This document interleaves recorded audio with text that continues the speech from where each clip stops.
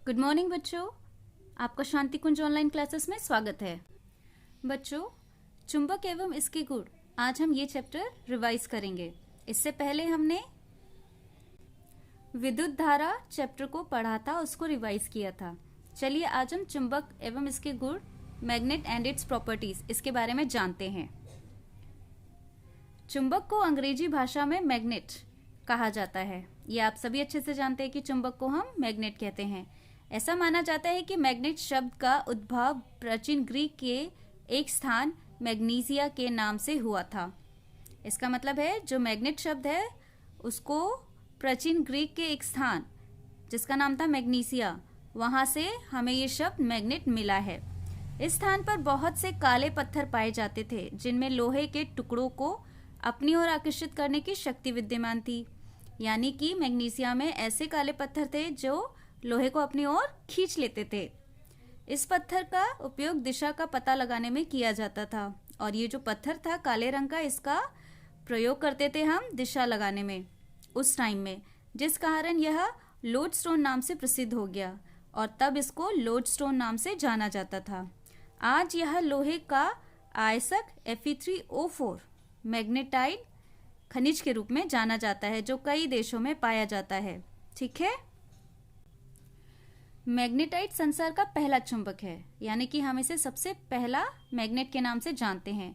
तो आप बता सकते हैं, अगर आपसे कोई पूछे कि संसार का पहला चुंबक क्या है तो आप कह सकते हैं मैग्नेटाइट। इसे प्राकृतिक चुंबक भी कहते हैं क्योंकि हमें प्राकृतिक रूप से मिल रहा है, इसलिए ये प्राकृतिक चुंबक भी है। इसके महत्वपूर्ण गुण निम्नलिखित हैं। अब इसकी कुछ खास बातें हम जानते हैं। पहला, यह लोहे के छोटे छोटे टुकड़ों को अपनी ओर आकर्षित कर लेता है। इसका यह गुण आकर्षण गुण कहा जाता है। ठीक है। दूसरा, यदि इसे एक पतली डंड या सुई के रूप में बदलकर एक धागे से स्वतंत्रता पूर्वक लटका दिया जाता है तो यह हमेशा उत्तर दक्षिण की दिशा में आकर ठहरता है। इस गुण को दिशा निर्धारण गुण यानी डायरेक्टिव प्रॉपर्टी कहा जाता है। ठीक है, आप इस चित्र में देखें, ये एक धागा है जिसमें प्राकृतिक चुंबक, ठीक है, इसको बांध दिया गया है। आप जानते हैं चुंबक का क्या काम है, वो लोहा या कील उसको अपनी तरफ आकर्षित कर लेता है ना। तो यहाँ देखिए क्या लिखा है, यदि इसे एक पतली डंड या सुई के रूप में बदलकर एक धागे से स्वतंत्रता पूर्वक लटका दिया जाता है तो यह हमेशा उत्तर दक्षिण की दिशा में आकर ठहरता है। तो जब हम एक चुंबक को, प्राकृतिक चुंबक को धागे से बांध देंगे तो यह हमेशा उत्तर दक्षिण की दिशा में आकर रुकेगा और इससे हमें इसके दिशा निर्धारण गुण के बारे में पता चलता है। ठीक है, आगे देखते हैं। कोई पदार्थ जिसमें लोहे को आकर्षित करने का गुण पाया जाता है चुंबक कहलाता है।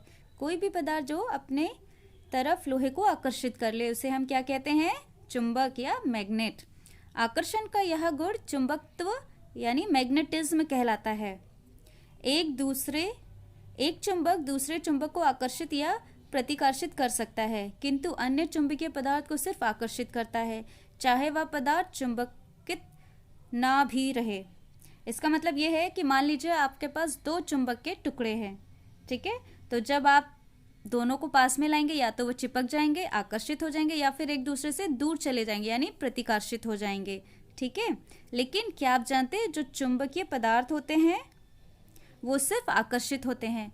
किसी भी चुंबक की तरफ अगर मान लीजिए लोहे की कील भी रख दी जाए तो वो उसकी तरफ आकर्षित होगी, उससे दूर नहीं जाएगी। अब देखते हैं चुंबक के प्रकार, टाइप्स ऑफ मैग्नेट। चुंबक के प्रमुख मुख्य दो प्रकार हैं। पहला प्राकृतिक चुंबक और दूसरा कृत्रिम चुंबक। तो प्राकृतिक चुंबक क्या होता है बच्चों, वह चुंबक जो प्राकृतिक रूप से पाया जाता है तथा किसी अन्य कृत्रिम तरीके से नहीं बनाया जाता है। प्राकृतिक चुंबक या नेचुरल मैग्नेट कहलाता है। केवल मैग्नेटाइट ही प्राकृतिक चुंबक होता है जो लोहे का आयस्क Fe3O4 बनाता है। समझ गए? तो प्राकृतिक चुंबक हमें नेचुरली मिलता है, प्राकृतिक रूप से मिलता है, इसे हम बना नहीं सकते, ये मैनमेड नहीं होता है।